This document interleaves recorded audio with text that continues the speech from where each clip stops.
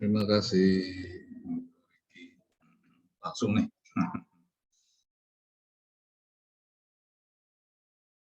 Oh, saya shalom lagi sekali lagi kepada Ibu Imelda, Pak Riki, Bu Kartini, Bu Loi, shalom, Bu Luciana, Pak John, Bu Pinkan, Bu Julia, Bu Herno, Bu Eli, shalom semuanya. Ya, nih tahun lalu nih tanggal-tanggal segini saya keluar dari rumah sakit. Saya udah cerita waktu itu saya pernah cerita sih. Ngulang sedikit pasti udah lupa soalnya kan. Jadi akhir Mei saya kena COVID, jadi masuk rumah sakit gitu. Istri saya, mama mertua saya juga, dan itu komunitas kantor juga banyak yang kena masuk rumah sakit semua gitu. Dan apa namanya ya saya sih sebetulnya nggak merasa bagaimana ya, cuma hilang penciuman, hilang rasa gitu kan, dan nggak merasa gimana sih, oximeter itu di atas 90 terus loh, bagus sebetulnya gitu. Cuma mungkin dokter pikir oh ini udah usia nih gitu. Masuk ICU gitu. Teman-teman yang lain tuh yang 30-an tuh nggak kamar biasa aja gitu, saya masukin ICU. Nah di ICU itu saya mimpi, itu saya bilang mimpi lah gitu ya. Ada teman yang bilang oh itu halusinasi itu gitu. Tapi saya bilang sih bukan lah itu. Itu saya mimpi ketemu Tuhan Yesus gitu kan. Dan Tuhan Yesus di situ cuma bilang gini, sini saya peluk kamu gitu kan. Dan saya tiba-tiba sadar gitu ya bahwa iya ya kalau di hadirat Tuhan itu penyakit kan nggak ada yang sanggup bertahan dong. Oh saya pasti sembuh nih. Tadinya sebelumnya tuh memang kepikir juga ini kalau wah ini kan kemungkinan bisa mati bisa nih gitu kan, kepikir juga sih, sempat kepikir gitu. Tapi waktu saya dapat mimpi itu saya tahu lah ini pasti lewat, pasti sembuh lah gitu kan. Dan sembuh gitu kan, puji Tuhan. Dan saya ingat juga itu yang teringat terus gitu bahwa hari pertama masih isoman kan waktu itu kan, habis rumah sakit masuk hotel isoman, pagi pertama dapat breakfast ya. Breakfastnya itu kotakan gitu, ada nasi putih, ada sayur asem, dan ada tempe goreng. Saya biasa kalau pesen makanan kotakan gitu kan ada, kalau misalkan ada sayur asem, ada ayam goreng, ada tempenya itu saya lewat biasanya.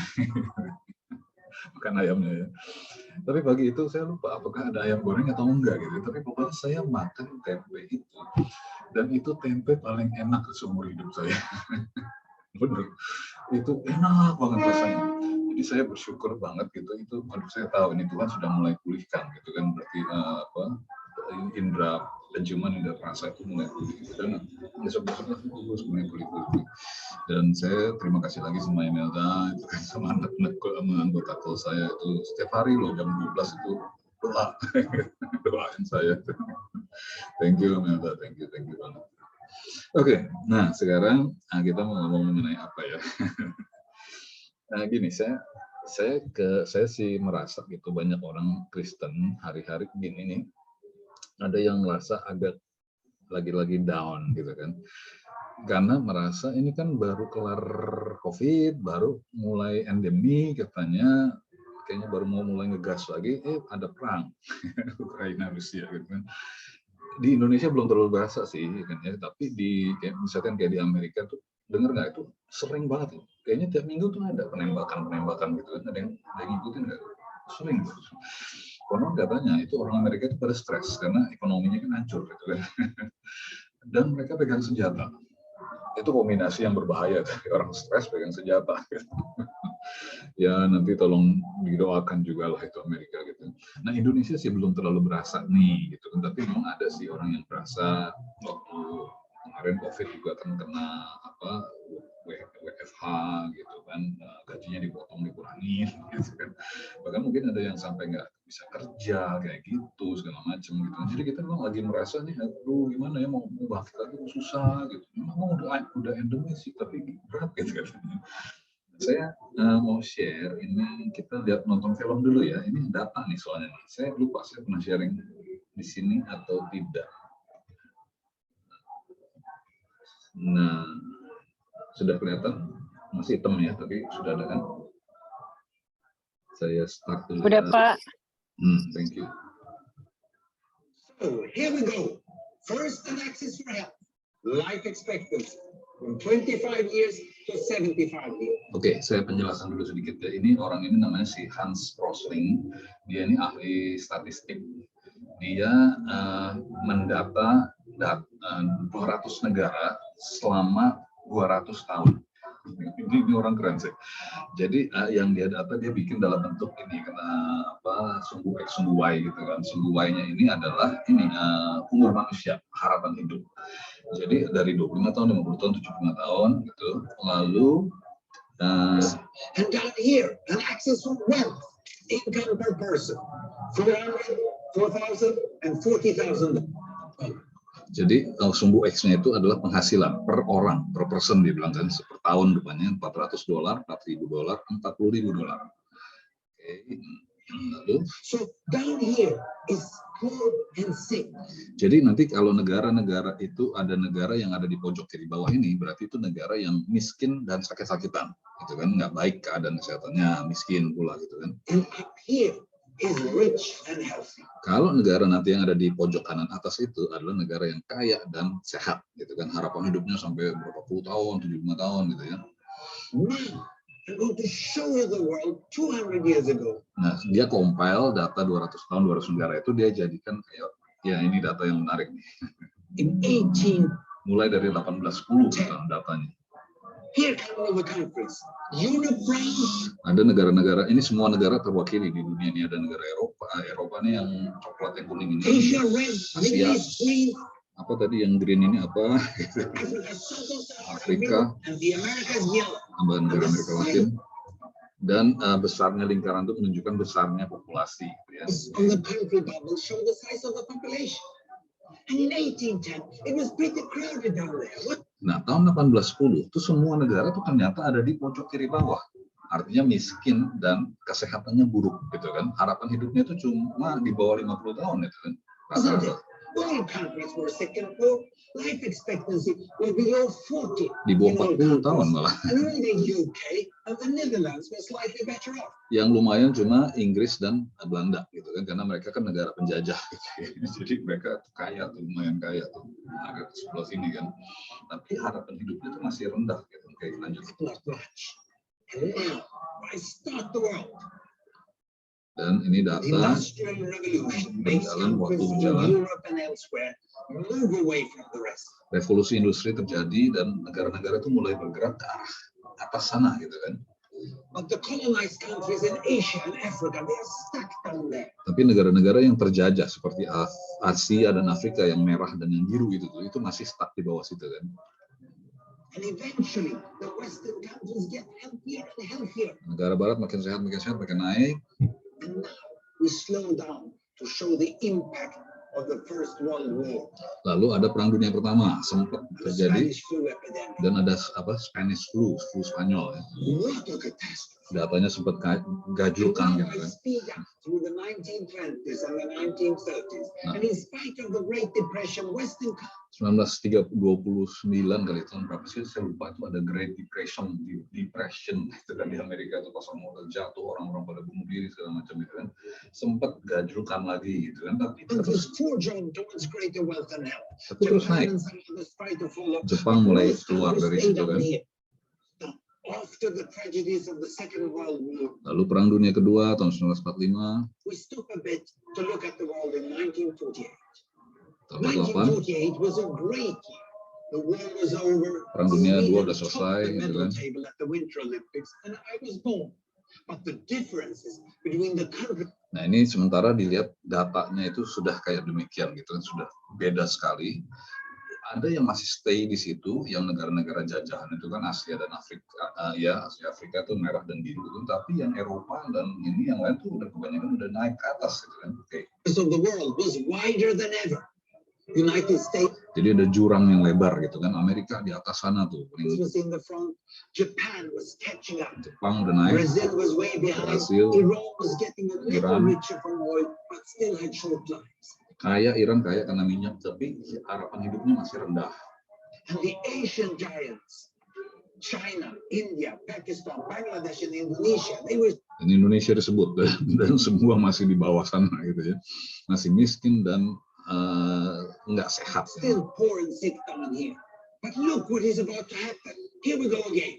In my lifetime, former colonies. Tapi begitu Perang Dunia II selesai, itu kan negara-negara pada merdeka kan, Asia, Afrika, itu yang konferensi Asia Afrika itu ya, merdeka, dan berubah keadaan dunia. Gained independence, and then finally Mereka they naik started semua. to get healthier and healthier and healthier. And in the 1970s, then countries in Asia and Latin America started to.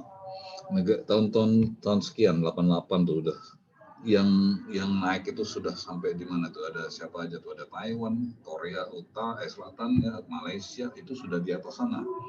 Catch up with the Western countries. They became the emerging economies. Sudah sama dengan negara-negara barat, negara dunia berkembang. South Africa follows.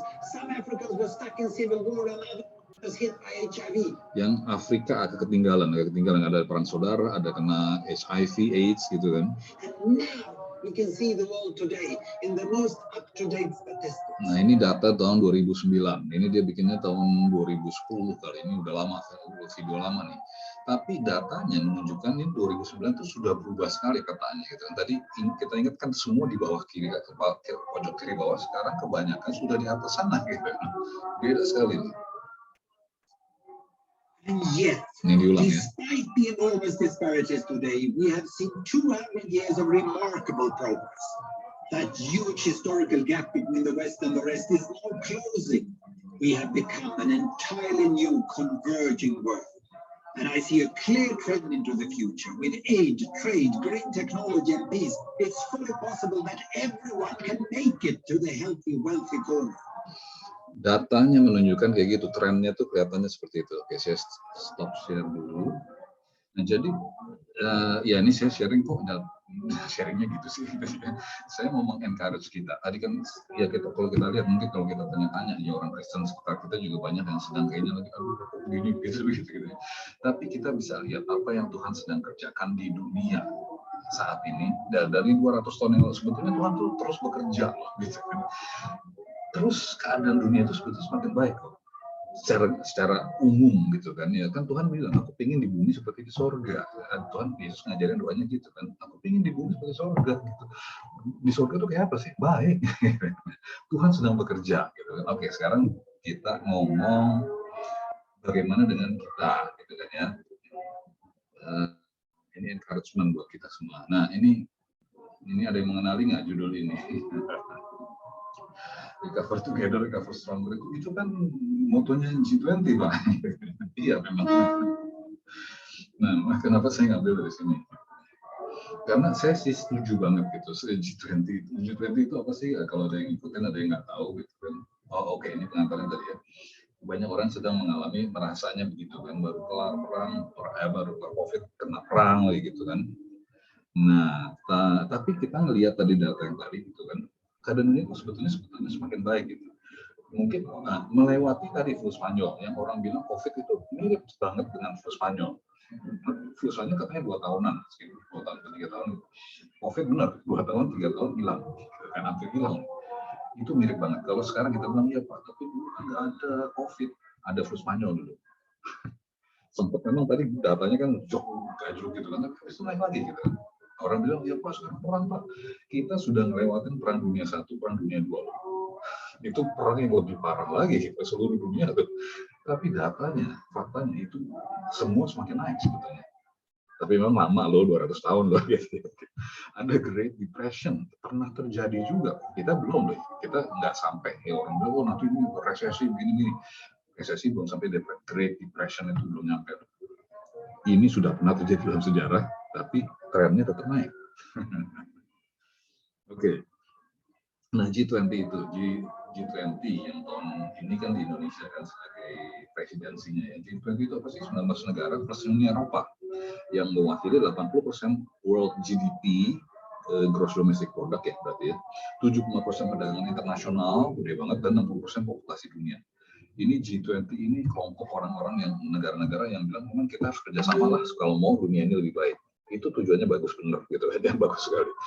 Dan maka kita juga ngerti, temanya recover together, recover stronger. Kenapa? Karena kita ngerti kita baru kena masalah besar COVID 3 tahun, hampir 3 tahun kayaknya nggak ngapa-ngapain gitu. Sekarang harus recover supaya recover together, harus together, jangan sendiri-sendiri gitu kan. Dan stronger supaya lebih baik keadaan berikutnya. Gitu kan. Ini bagus banget, kita bisa ambil ini. Orang-orang dunia aja bisa optimis kayak begini. Harusnya orang Kristen lebih optimis gitu kan. Nah, ngomong-ngomong recover, itu saya ingat ini cerita Daud gitu kan. Mungkin kayaknya kita semua hafal lah ceritanya. Ini ceritanya waktu itu kan Daud itu udah sedang dikejar-kejar Saul, jadi dia dan anak buahnya itu di kota Siklag gitu kan. Suatu hari mereka pergi, waktu mereka pulang ke kota Siklag ternyata sudah dibakar, dijarah musuh gitu kan, hartanya habis semua, dan anak-anak istri-istrinya itu pada hilang semua, diculik semua gitu kan. Dan nih kita baca ya 1 Samuel 3:6, dan Daud sangat terjepit karena rakyat mengatakan hendak melempari dia dengan batu. Seluruh rakyat itu telah pedih hati masing-masing karena anaknya laki-laki dan perempuan diculik semua gitu. Tetapi Daud menguatkan kepercayaannya kepada Tuhan Allahnya. Jadi seolah-olah dia sempat nggak percaya gitu. Waduh, ini gimana sih Tuhan, ini keadaannya kok begini. Mungkin ada di antara kita atau teman kita yang mungkin kayak gitu. Ini gimana sih? Tapi yang ini ada satu rahasia yang bagus yang Tuhan bukakan di sini buat kita kan. Daud menguatkan kepercayaan. Kepercayaannya mungkin sempat down, dia kuatkan. Ini tentu dari Tuhan gitu kan, bukan dari Daudnya sendiri gitu kan. Kepada Tuhan Allahnya. But David, bahasa Inggrisnya, but David strengthened himself in the Lord his God. Daud menguatkan dirinya sendiri di dalam Tuhan. Kalau saya baca jadinya begini, Daud menguatkan dirinya dengan cara masuk ke hadirat Tuhan. David strengthened himself in the Lord his God. Jadi ya kita ngerti lah gitu. Ini satu hal yang sudah kita sering ngomong sebetulnya gitu kan. Cuma saya pakai cara ngomong yang berbeda aja supaya kita nggak boring, udah tahu gitu. Kalau kita mau kuat, kita harus dalam hadirat Tuhan. Amin. Nah, lanjut lagi ya. Lalu 1 Samuel 3:8, kemudian bertanya Daud kepada Tuhan, katanya, haruskah aku mengejar gerombolan itu, akan dapatkah mereka kususul? Dan ia berfirman kepadanya, Tuhan ngomongnya, kejarlah, sebab sesungguhnya engkau akan dapat menyusul mereka dan melepaskan para tawanan. Pursue, for you shall surely, pasti overtake them and without fail, dan nggak akan gagal. Untuk apa? To recover all. Ini makanya saya ingat ayat ini waktu ngomong G20, recover together, recover stronger. Ayat ini bilang, Tuhan bilang pada Daud, kamu kejar, kamu pasti bisa nyusul mereka, dan kamu pasti without fail, nggak akan gagal. Untuk apa? Recover all. Yang di recover itu bukan sebagian, tapi all. Tuhan bilang, amin. Ini kalau di antara kita mungkin ada yang ngalamin nih selama 3 tahun ini kan begitu. Ya 3 tahunan lah gitu ya, ada yang ngalamin inilah, begitulah, kehilangan ini, kehilangan gitu. Ya, mari kita terima firman Tuhan ini sebagai yang profetik gitu loh. You shall recover all. Ya, ini kalau ngomong, tapi ada saudara saya meninggal Pak, ya itu saya nggak jamin. Mama mertua saya juga meninggal waktu COVID itu kan. Ya, itu lain perkara ya. Tapi firman Tuhan bilang gini, Daud, kamu akan recover all. Oke, lanjut dulu. Nah, Daud melepas sekian ayat kemudian ini tadi Tuhan ngomong kamu akan dapatkan semua gitu kan, dan pengenapannya di sini Daud melepaskan semua apa yang dirampas oleh orang Amalek itu, dan juga kedua istrinya dapat dilepaskan Daud. Tidak ada yang hilang pada mereka. Wah, tidak ada yang hilang. Nothing is missing gitu. Istilah Hutan bikin lagu gitu. Nothing is missing. Nggak ada yang hilang. Dari hal yang kecil sampai hal yang besar, nggak ada yang hilang. Sampai anak-anak laki-laki dan anak perempuan, dari jarahan sampai segala sesuatu yang telah dilepas mereka, semuanya itu dibawa Daud kembali. Amin. Saya mengencourage kita aja gitu ya, bahwa yang saya bilang begini, so David recover all that nothing of theirs was lacking, either small or great, sons or daughters, all and anything they had taken from them. David recovered all. Diulang, David recovered all. Di atas, di bawah, David recovered penegasan. Saya pikir ada orang yang sedang perlu ayat ini. Ada yang merasa kehilangan ini, kehilangan itu, dan sebagainya. Ayat ini buat untukmu hari ini. Amin. Nah, bagian kita apa? Gitu, ya. Ini ada satu ayat juga, bagian ayat yang menarik nih. Kisah Rasul 1 ayat 6-8 ini. Maka pertanyaan mereka yang berkumpul di situ, Tuhan maukah engkau pada masa ini memulihkan kerajaan bagi Israel? Jadi ceritanya adalah waktu itu Yesus sudah mau naik ke surga. Yesus nanti bangkit, mau naik surga. Ngumpul dulu nih sama murid-murid. Murid-murid nanya nih, Tuhan maukah engkau pada masa ini sekarang memulihkan kerajaan bagi Israel? Nah, jadi latar belakangnya kita masih tahu begini. Murid-murid itu kan sejak dari mereka pelayanan sama-sama Yesus itu mereka sudah salah kaprah sebetulnya. Mereka pikir Yesus itu adalah mau jadi raja secara fisik, gitu kan, jadi raja atas Israel, mengembalikan kejayaan Israel seperti zamannya Daud, zaman Salomo, gitu kan. Maka mereka mengharapkan kayak begitu. Maka ada waktu itu kan ada Yohanes, Yakobus, gitu kan, mamanya sampai datang sama Yesus, gitu kan. Tuhan nanti anakku nanti duduk sebelah kiri kananmu ya, gitu. Kalau engkau jadi raja, gitu. Ini mereka dapat bagian dong, gitu. Menteri lah ya, please. Prabowo. Mereka at least dapat jabatan dong, gitu. Yesus bilang, oh enggak, aku akan ke Yerusalem, aku akan mati. Nih, mereka kaget semua kan, Petrus malah sampai penting-penting, gitu. Enggak bisa, enggak akan terjadi padamu. Gitu. Tapi benar, Yesus ke Yerusalem dan disalibkan, mati, gitu. Dan murid-murid sempat bubar. Tapi Yesus bangkit dan mereka senang lagi kan, berharap lagi kan. Makanya sebelum Yesus naik mereka nanyanya begini lagi, Tuhan maukah engkau pada masa ini? Kan kemarin-kemarin kau bilang enggak, what about now? Mungkin sekarang itu kan waktunya nih pas banget. Kalau ada orang bangkit dari kematian terus mau maju jadi raja, itu seluruh Israel ikut pasti. Mereka pikir begitu. Ini keren banget tuh, kesempatan, nggak ada kesempatan kedua nih kayak begini nih guru. Jadi mereka nanya, maukah engkau pada masa ini? Gitu. Tapi Yesus kan kita tahu jawabnya adalah ayat 7-nya bilang begini kan, engkau tidak perlu tahu masa dan waktulah yang ditetapkan Bapa sendiri dan kuasanya. Soal urusan waktunya, lu nggak usah tahu, itu urusan Bapa gitu. Karena itu kan pemulihan Israel itu yang sepenuhnya itu baru 1948. Yesus bilang, pemulihannya masih lama bro, gitu. Waduh, mereka frustasi semua. Gitu. Jadi waktu udah kalian masih tahu. Gitu. Tapi yang Yesus lanjutkan adalah ayat 8-nya, ini yang kita sering dengar. Tapi kamu akan menerima kuasa kalau Roh Kudus turun atas kamu, dan kamu akan menjadi saksiku di Yerusalem, seluruh Yudea, Samaria, dan sampai ujung. Nah ini ada lihat kan dinamikanya nih antara pertanyaan dan jawabannya, gitu ya. Jadi mereka nanya kan. Nah ini pertanyaan murid-murid itu pada dasarnya adalah meminta Tuhan untuk melakukan sesuatu, yaitu pemulihan kerajaan lokal Israel. Maukah engkau memulihkan kerajaan bagi Israel? Mereka nanya, mintanya Tuhan, please engkau yang lakukan.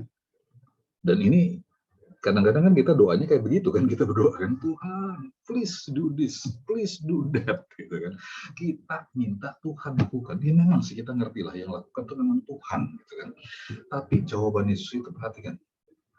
Yesus bilang adalah, engkau nyuruh aku ya? Aku bilang, kamu akan jadi saksiku. Kamu akan jadi wakilku di dunia ini. Dengan kata lain. Menjadi saksiku. Ngapain menjadi saksiku? Memulihkan dunia ini. Jadi mereka mikirnya cuma pemulihan kerajaan lokal Israel yang sempit itu. Saya tadi nge-google itu Israel itu zaman sekarang ini cuma 22.000 sekian kilometer persegi, 22.000. Jawa Barat itu 33.000. 35 bahkan. Itu jauh lebih besar Jawa Barat daripada Israel. Murid-murid berpikir skopnya itu sempit. Tapi Yesus bilang, enggak, skopku itu luas, seluruh dunia. Aku mau pulihkan. Nah, jadi ada dinamika yang berbeda sekali. Murid-murid minta Tuhan mengerjakan, Yesus suruh mereka yang mengerjakan. Pemulihan apa? Pemulihannya bukan pemulihan Israel, pemulihan seluruh dunia. Dan Yesus tahu itu impossible, gitu kan. Makanya dia bilang, makanya kamu akan terima kuasa. Kamu perlu Roh Kudus. Itu gunanya Roh Kudus. Kemarin kan baru ngerayain Pentakosta kan. Nah, dan Pentakosta itu kita nggak bisa ngerayain cuma oke seminggu, habis itu lupa gitu. Nggak bisa. Ini Roh Kudus ini kita harus terus berkatakan setahun penuh sampai tahun depan lagi gitu kan. Terus. Roh Kudus itulah yang sekarang menyertai kita soalnya kan gitu ya. Tujuannya apa? Pemulihan seluruh dunia. Nah, ini tadi makanya saya kaitkan dengan ini ya tadi kan ya, yang data dunia itu kan. Ini kan sejak COVID ini banyak orang kehilangan, mungkin ada yang kehilangan anggota keluarga, mungkin ada pekerjaan, penghasilan, ada yang hilang kayak gitu kan. Tapi Tuhan berjanji kayak Daud tadi kan pada Daud, kejar. Kamu pasti bisa kejar mereka dan without fail kamu akan recover all. Terimalah firman ini sebagai penguatan gitu ya. Ingat juga nih, ini terakhir nih. Ini terakhir, ayat terakhir. Amsal 31 bilang begini, dan kalau ia tertangkap, ini lagi ngomong mengenai pencuri, kalau kita baca ayat sebelumnya. Kalau pencuri tertangkap, haruslah ia membayar kembali berapa kali lipat? 7 kali lipat. Segenap harta isi rumahnya harus diserahkan. Jadi kita akan recover all. Ini yang Tuhan janjikan sebenarnya, recover all. Kalau Daud itu dapatin semua, nggak ada yang hilang. Tapi ayat yang lain tadi ini mengatakan iblis itu harus bayar 7 kali lipat. Saya nggak tahu bagaimana penggenapannya gitu kan ya. Apakah yang hilang itu dari kita akan kembali 7 kali lipat? Saya nggak tahu deh, saya nggak tahu. Tapi saya cuma tahu ada ayat yang bilang. Jadi saya mau ini tujuan saya sharing ini adalah sekedar saya mau mengencourage kita semua. Mungkin ada di antara kita yang lagi rasanya, aduh ini bisnis gimana, kerjaan gimana, gitu. Belum pulih, udah gini lagi, dan sebagainya. Tapi kalau kita melihat, kita bahkan nggak usah ngeliat firman Tuhan, kita ngeliat data aja tadi, itu data itu nggak bohong. Dunia ini sebetulnya sedang naik. Rata-rata kesehatan itu berkaitan sekali dengan pendapatan. Semakin pendapatnya semakin baik, kesehatan akan semakin baik.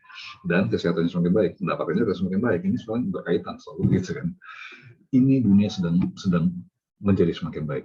Kenapa? Tuhan sedang bekerja. Tanpa Tuhan nggak bisa lah. Kita tahu lah, ini kalau sampai kayak bisa kayak begitu, itu Tuhan, nggak ada yang lain gitu. Dan kalau kita sekarang, kita terapkan ke kita, ya kalau kita sempat ngalamin hal-hal yang buruk selama 3 tahun terakhir, kita pegang aja firman Tuhan. Seperti kepada Daud, terima ini, Tuhan aku jadi Daud hari ini Tuhan. Engkau bilang apa? I shall recover all. Nothing is missing. Tuhan. Saya terima itu dalam nama Yesus. Amin. Oke, saya mau kembali tapi saya kita berdoa dulu sebentar ya. Kita berdoa. Bapak terima kasih Tuhan untuk pemeliharaan-Mu bagi kami semua Tuhan. Selama 3 tahun ini Tuhan, sekitar 3 tahun Tuhan, kami bergumul dengan COVID Tuhan. Ada banyak peristiwa yang terjadi yang tidak enak Tuhan. Tapi kami melihat betapa Engkau memelihara kami Tuhan, sehingga menjagai kami begitu rupa Tuhan, sehingga hari ini kami bisa ketemu dalam keadaan yang baik Tuhan. Itu semua hanya karena Engkau Tuhan. Dan bahkan kami melihat Tuhan betapa Engkau bekerja selama 200 tahun yang bisa kami lihat betapa Engkau terus bekerja Tuhan. Engkau sedang menjadikan dunia ini seperti di surga, di bumi seperti surga. Kami tahu itu adalah kehendak-Mu Tuhan, dan Engkau mengajak kami saat ini Tuhan untuk bekerja sama dengan-Mu. Karena kami adalah saksi-Mu, kami adalah wakil-Mu di dunia ini Tuhan. Dan Engkau sudah berikan Roh Kudus-Mu atas kami, dalam kami, dan Roh Kudus tidak pernah meninggalkan kami. Dan Roh Kudus adalah sumber dari power dan authority itu. Kami mau untuk bekerjasama dengan untuk menjadikan dunia ini sebagai tempat yang lebih baik. Seperti yang Engkau kehendaki Tuhan. Mungkin kami tidak bisa mempengaruhi dunia ini Tuhan, tapi kami bisa mempengaruhi sekitar kami, keadaan sekitar kami, orang-orang sekitar kami, lingkungan kami yang paling kecil Tuhan. Dengan cara kami berdoa, dengan cara kami bersaksi kepada orang sekitar kami. Sehingga orang yang belum kenal Tuhan, bahkan mereka akan bisa melihat betapa Tuhan bekerja dalam kehidupan kami, ada kebaikan Tuhan dalam kehidupan kami, dan mereka diberkati, dan mereka menjadi orang yang tertarik untuk datang kepadamu Tuhan. Biarlah lewat kehidupan kami Tuhan, nama-Mu dipermuliakan Bapa, dan akan banyak jiwa-jiwa yang datang kepadamu lewat kehidupan kami. Terima kasih Tuhan, Engkau mengurapi kami semua satu persatu Bapa. Dalam nama Yesus dalam syukur. Amin. Saya kembalikan. Terima kasih Tuhan berkati.